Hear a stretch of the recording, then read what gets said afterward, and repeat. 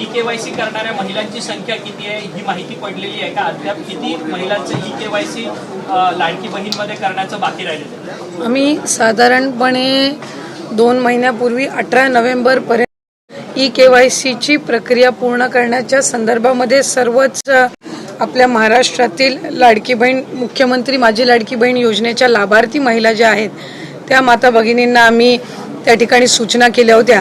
त्यानुसार जवळपास 1,20,00,000पेक्षा अधिक महिलांची ई-केवायसीची प्रक्रिया 100% पूर्ण झालेली आहे आणि 50 लाखापेक्षा अधिक अशा महिला आहेत ज्यांची साधारणपणे 60% ही जी प्रक्रिया आहे ती त्या ठिकाणी पूर्ण झालेली आहे। मधल्या कालावधीमध्ये अतिवृष्टी असेल, पूर परिस्थिती असेल, अवकाळी पाऊस असेल, म्हणजे मे महिन्याच्या पहिल्या आठवड्यामध्ये जो पाऊस झालेला आहे तो साधारणपर्यंत जवळपास 5 ते 10 नोव्हेंबरपर्यंत पाऊस सुरू होता।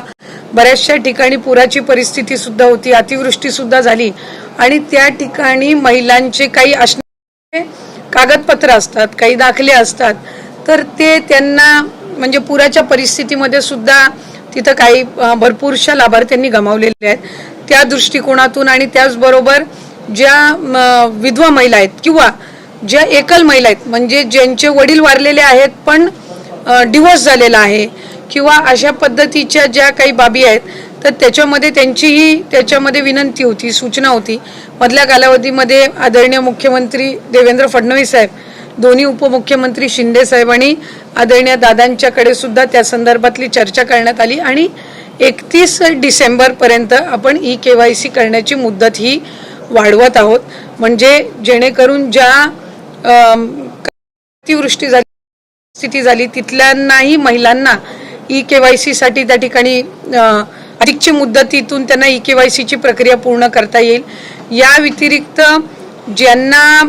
ज्यांचे पतीचं निधन झालेलं आहे, वडिलांचंही निधन झालेलं आहे, अशांकडे जे सर्टिफिकेट नाही आहेत म्हणजे अशांकडे त्यांचे जे डॉक्युमेंट्स नाही आहेत, त्यांचं डेथ सर्टिफिकेट असेल किंवा डिवोर्सचे न्यायालयांच्या जे काही डिवोर्सचे सर्टिफिकेट्स असतात म्हणजे कोर्टचे जे डॉक्युमेंट्स असतात ते त्यांना अपलोड करण्याच्या दृष्टिकोनातून किंवा एखाद्या गावामध्ये एखादी एकल महिला किंवा तिच्या पतीचंही निधन झालं आणि वडिलांचंही निधन झालेलं आहे, अशा महिलेनी लाभार्थ्यांनी जर ते डेथ सर्टिफिकेट किंवा ते डॉक्युमेंट्स जर तिथल्या उपलब्ध करून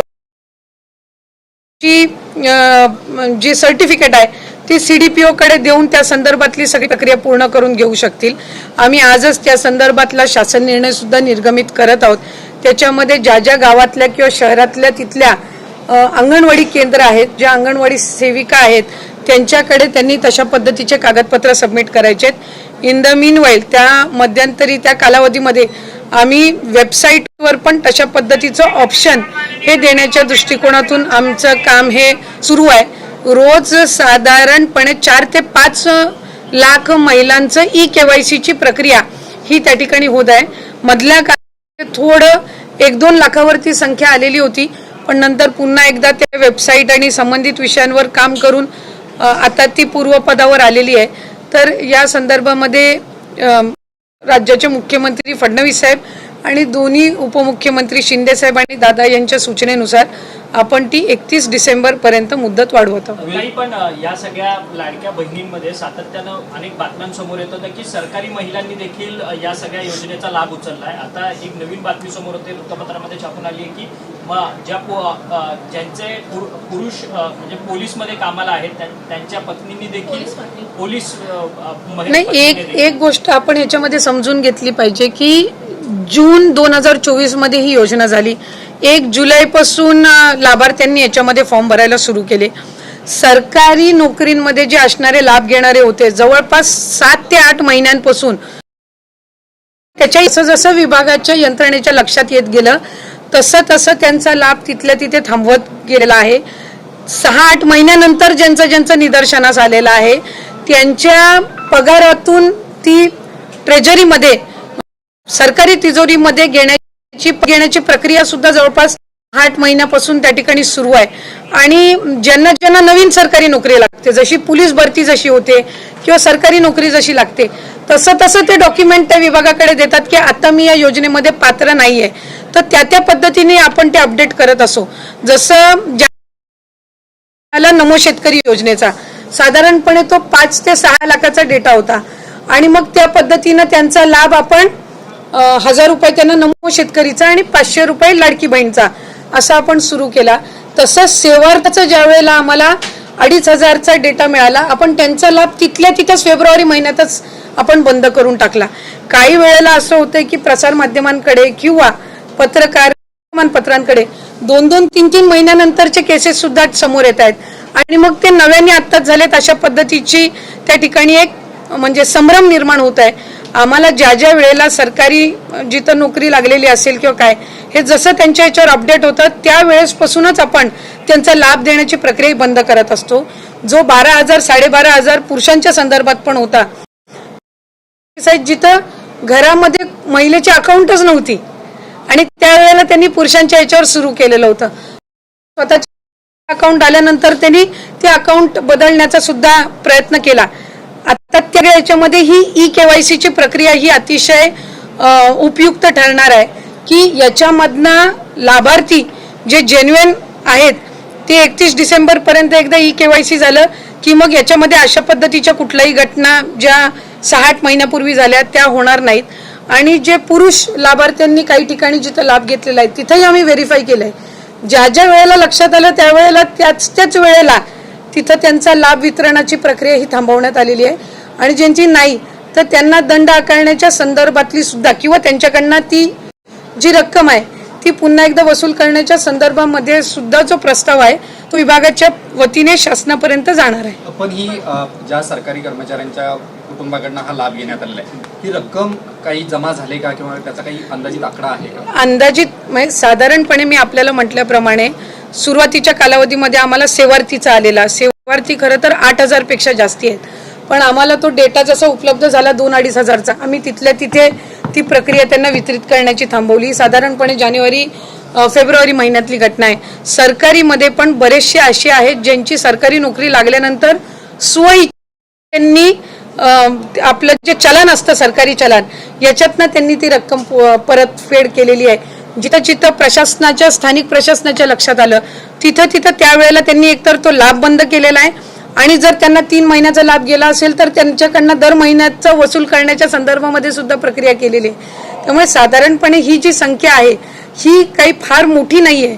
म्हणजे तसं बघायला गेलं तर 1% पण आतली असणारी संख्या आहे आणि ती प्रक्रिया जी आहे ती आपल्याकडे ती विभागाकडे ती रक्कम परत येणार नाही. ती शासनाचं जे ट्रेजरी डिपार्टमेंट आहे यांनी जो एक ठराविक हेड आम्हाला ओपन करून दिलेला आहे ती त्याच्यामध्ये येते आणि मग ती शासन जमा होते. ही प्रक्रिया सुरू आहे. म्हणजे ही कसं आहे जसं आता तुम्ही पोलीस भरतीच्या संदर्भातलं म्हटलं की पोलीस भरती जशी जशी होत त्याच्यातले जे लाभार्थी असतील ज्यांची पोलीस भरतीमध्ये नियुक्ती झाली मग ते नंतर 1-1.5 महिन्याच्या नंतर कालावधीमध्ये ते विड्रॉ करायला लागतात. त्यामुळे दर महिन्याला अशा पद्धतीचे आकडे येत असतात. जसं 65 वय च्या पलीकडे ज्या महिला जातात ती दर महिन्याला रिवाईज होत असते. म्हणजे जसं जसं ते 65 वर्षाच्या पुढे जातात तसं तसं ते अपडेट होत जातं. म्हणजे जे ऑक्टोबर महिन्यामध्ये लागू होईलच अशातला काही भाग नसतो आणि जसे जसे त्यांच्या डॉक्युमेंटचे व्हेरिफिकेशन होत जातात इतर सगळ्या बाबी त्यांच्या पूर्तता होत जाते त्या पद्धतीने ती प्रोसिजर ही पार पडत असते. मराठवाड्यातील ज्या महिला ज्या आहेत त्यांची कागदपत्र गहाळ झाली आहेत त्यांना सरकार कशा पद्धतीनं मदत करते? म्हणजे कागदपत्र गहाळ झाली जसं आपण मगाशी म्हणाला होतात त्यांना कशा पद्धतीनं मदत होते? एक तर आपण यादी बघितलेलं आहे की ज्या वेळेला भूकंपाची असेल अतिवृष्टी असेल पुराची ज्या वेळेला परिस्थिती येत असते त्यावेळेला तिथल्या स्थानिक प्रशासन म्हणजे महसूल विभाग जो असतो तो या दाखल्यांच्या संदर्भामध्ये तिथं ते काम करत असतात. कारण तिथले जे मंडळ म्हणजे अगदी ग्राउंड लेवलला मंडल अधिकारी असतात तलाठी असतात यांच्याकडे पंचनाम्यांची नोंद झाल्यानंतर त्या पंचनाम्यांमध्ये तो डेटा येतो की त्यांचं काय काय कुठली गमावलेली आहेत किंवा काय काय नुकसान झालेलं आहे आणि त्यानुसार त्या कागदपत्रांची किंवा त्या दाखले असतील त्याची पुन्हा एकदा नव्याने बनवणं ही सगळी प्रक्रिया ही त्यानिमित्ताने होत असते. त्याला कालावधी लागत असतो कारण तो महसूल यंत्रणेचा भाग असतो. म्हणून आम्ही ही मुदतवाढ दिलेली आहे. कारण आत्ता गेल्या महिन्यातच आपल्याकडे ही अतिवृष्टी आणि पूरची परिस्थिती झाली आणि मग त्या कालावधीमध्ये त्यांना साधारणपणे 2 ते 3 महिन्याचा कालावधी पुन्हा एकदा त्यांचं नव्याने आधार कार्ड बनवणं किंवा वोटिंग कार्ड बनवणं किंवा त्यांचे समजा त्यांचा जातीचा दाखला असेल किंवा इतर म्हणजे इन्कम सर्टिफिकेट असेल, ह्या सगळ्या गोष्टींसाठी तो कालावधी जात असतो आणि म्हणून हा आपण 31 डिसेंबरपर्यंत वाढवलेला आहे. मुख्यमंत्री लाडकी बहन ये जो योजना है उसमें हमने EKYC का प्रोसीजर ये 2 महीने पहले शुरू किया था. 18 नवंबर को उसकी आखिरी तारीख थी. हमने आज आदरणीय मुख्यमंत्री देवेंद्र जी फडणवीस सर, उप मुख्यमंत्री शिंदे सर और अजीत दादा की से उनके सूचना से हमने वो जो डेडलाइन थी 18 नवंबर की उसको आज एक्सटेंशन देके 31 दिसंबर तक 31 दिसंबर तक वो बढ़ाई है, ताकि ये EKYC की जो प्रोसीजर है वो कोई भी लाभार्थी EKYC का प्रोसीजर उन्होंने किया नहीं है, इस वजह से वो इस लाभ से वंचित ना रहे. इसलिए हमने उनको इस 2 महीने की मतलब अभी जो मोर देन 1 मंथ का उनको एक्सटेंशन दिया है और मुझे विश्वास है कि इस एक्सटेंशन में ज़्यादा से ज़्यादा जो लाभार्थी EKYC से वंचित रहने वाले थे उनको ये जो एक्सटेंशन दिया है उसमें राहत मिलेगी. रायगडमध्ये काय परिस्थिती असू शकते? 21 तारखेला माघारीचा लाडक्या बहिणींसाठी अतिशय आनंदाची बातमी आहे. उद्या सकाळी 16 फेब्रुवारी सोमवारपासून लाडक्या बहिणींच्या खात्यात 3 महिन्याचे म्हणजेच डिसेंबर, जानेवारी, फेब्रुवारी महिन्याचे 4,500 रुपये पडणार आहेत. बघा, हा जो मी फॉर्म दाखवत आहे हा फॉर्म खूप महत्त्वाचा आहे. हा फॉर्म EKYCचा आहे किंवा तुमचा जर जो लाभ आहे तो बंद झाला असेल तर हे लाडकी बहीण योजनेचा लाभ सुरू करण्याबाबतचा हा फॉर्म आहे. हा फॉर्म तुम्ही बघू शकता. हा फॉर्म तुम्हाला भरून द्यायचा आहे. कसा भरायचा आहे, काय भरायचं आहे, कुठले कागदपत्र लागणार मी त्या व्हिडिओ सांगणार आहे. बघा, हे तर तुम्हाला दिनांक टाकायचा आहे. प्रति माननीय जिल्हा महिला बाल विकास अधिकारी तुमचं एका वहीच्या पानावर सुद्धा तुम्ही लिहू शकताय. तिथे तुमचा जो जिल्हा आहे तो पुणे टाकू शकताय. काय असेल तर अर्जदार तुमचं नाव टाकू शकताय. विषय आहे तो आहे महोदय, मी वरील विषयानं विनंती अर्ज करतो की मी तुमचं नाव, राहणार, तालुका, सगळं तुमचा आधार क्रमांक तुम्ही एका वहीच्या पानावर सुद्धा लिहू शकता आणि ही जे काही अर्जाचा क्रमांक आहे तो टाकायचा आहे. आणि याच्यामध्ये जर तुम्ही आपण बघितलं तर याच्यामध्ये काय लिहिलेलं आहे तर ह्या फॉर्ममध्ये आता सांगितलेलं आहे की आमच्या घरी कुणीही लाभ घेत नाही. कशाचा? शासकीय आपण जे नोकरीला होतो त्याचं जे वेतन आहे म्हणजे जे पेन्शन आहे ते पेन्शन आपण सेवानिवृत्तीनंतर जे भेटतं त्याचा कुणीही लाभ घेत नाही. तिथं तुम्हाला नाही असा ऑप्शन निवडायचा आहे. दुसरी गोष्ट, आमच्या घरी कोणीही सरकारी नोकरीला नाही ह्याचं सुद्धा तुम्हाला तिथं नाही असाच पर्याय निवडायचा आहे. लाडक्या बहिणीसाठी खुशखबर म्हणजे आदित्य तटकरे मॅडम यांनी महत्त्वाची अपडेट दिली आहे. आता EKYCची जी लास्ट तारीख आहे ती 31 मार्च करण्यात आलेली आहे. म्हणजे अजून तुमच्याकडे 1 महिन्याचा कालावधी असणार आहे. परंतु लक्षात घ्या, जेवढं लवकर होता होईल तेवढं आपण हे करायला पाहिजे. कारण सरकार काय करतंय तर दररोज तिथं किती लाडक्या बहिणींची KYC झालेली आहे किती नाही ह्याचा आराखडा घेत आहे. कालच एक मोठी बैठक पार पडली, त्याच्यामध्ये सुद्धा हा निर्णय घेण्यात आला की आपण ज्या लाडक्या बहिणींनी EKYC कंप्लीट केलेली आहे अशा लाडक्या बहिणींनाच पैसे देणार आहोत. लक्षात घ्या, फक्त EKYC करून फायदा नाही. कारण सरकार काय करतं, ज्या लाडक्या बहिणींची EKYC झालेली आहे त्यांची यादी घेऊन ती 4 नियमांमध्ये बसते का ह्याची एकदा पुन्हा चाचणी केली जाते. म्हणजे कुठली? ते RTO कडे पाठवलं जात आहे. ओके, ते इन्कम टॅक्स डिपार्टमेंटकडे पाठवलं जात आहे, ते बँकांकडे पाठवली जाते याद्या. का तर त्याच्यामध्ये जर आपण RTOचा विचार केला तर ते बघतात की ह्या नावातली कुठली व्यक्ती आहे का जिच्या नावावर 4 चाकी वाहन आहे. इन्कम टॅक्सकडे यादी पाठवलं, ते बघतात की ह्या नावाचं कोणतरी आहे का ज्याने इन्कम टॅक्स भरलेला आहे किंवा त्यांच्या घरातील कोणी व्यक्ती आहे का जो इन्कम टॅक्स भरत आहे. अशा लाडक्या बहिणींचे नाव हे पात्र लाभार्थीतून बाहेर काढण्यात येणार आहे. बघा, चेक हा लाडक्या बहिणींचा जमा झालेला आहे. 4,500 रुपयांचा चेक हा जमा झालेला आहे. आज आपल्यात अजितदादा पवार नाहीत. जर वेळेस ते चेक साईन करत असतात ह्यावेळेस तो क्षण आपल्याकडे नाही. परंतु ठीक आहे, आता आपण जर बघितलं तर लाडक्या बहिणींना उद्यापासून म्हणजे सोमवार 16 फेब्रुवारीपासून आपल्याला सर्व लाडक्या बहिणींना इथं पैसे वितरण होणार आहेत. पुढे 4 दिवस वाटप सुरू राहील. 16, 17, 18, 19, 20 आणि कोणत्या बँकेत पैसे येतील तर सुमारे 8 ते 10 बँकेमध्ये पैसे जमा होतील. त्यामुळे लाडक्या बहिणींनो हा व्हिडिओ जास्तीत जास्त आपल्या लाडक्या बहिणीपर्यंत शेअर करायचा आहे. तुमचा सगळ्यात महत्त्वाचं मी तुम्हाला आता पुढे सांगणार आहे की कोणत्या जिल्ह्यांपासून सुरुवात होणार आहे. आणि तुम्हाला मी आता जसं सांगितलं की हा फॉर्म भरून द्यायचा आहे, सोबत आधार कार्डची झेरॉक्स द्यायची आहे. तुम्हाला तिथं तुमचा चालूचा मोबाईल नंबर कोणता आहे तो सुद्धा टाकायचा आहे. आता आपण चला बघूया की कोणत्या जिल्ह्यांपासून इथं सुरुवात होऊ शकते. कारण पहिल्यांदा आपण जर बघितलं तर 10 ते 11 जिल्हे जे आहेत ते होणार आहेत. पहिलं असणार आहे पुणे, मुंबई, ठाणे, नाशिक, धुळे, जालना, अमरावती, सोलापूर, छत्रपती संभाजीनगर, कोल्हापूर, सातारा, सांगली असे हे पहिले 10 जिल्हे असणार आहेत. 10 ते 11 जिल्हे, नंतरचे 12-13 जिल्हे आणि नंतर 12 जिल्हे असे 3 ते 4 दिवस हे वितरण हे सुरूच राहणार आहे. त्यामुळे लाडक्या बहिणींनो आपल्याकडून कुठलीही चूक होऊ देऊ नका, कुठलेही काम आपल्या साईडनं राहून देऊ नका. कारण 4,500 रुपयाचा एकदमच मोठा हप्ता तुमच्याजवळ येणार आहे आणि आपल्याला हे पैसे खूप महत्त्वाचे आहेत. कारण होळीच्या अगोदर हे वाटप होणार आहे आणि होळी आपली ही एकदम धमाक्यात होणार आहे. यावेळेसची धुलवड एक नंबर होणार आहे आणि सर्व लाडक्या बहिणींना महाशिवरात्रीच्या हार्दिक शुभेच्छा.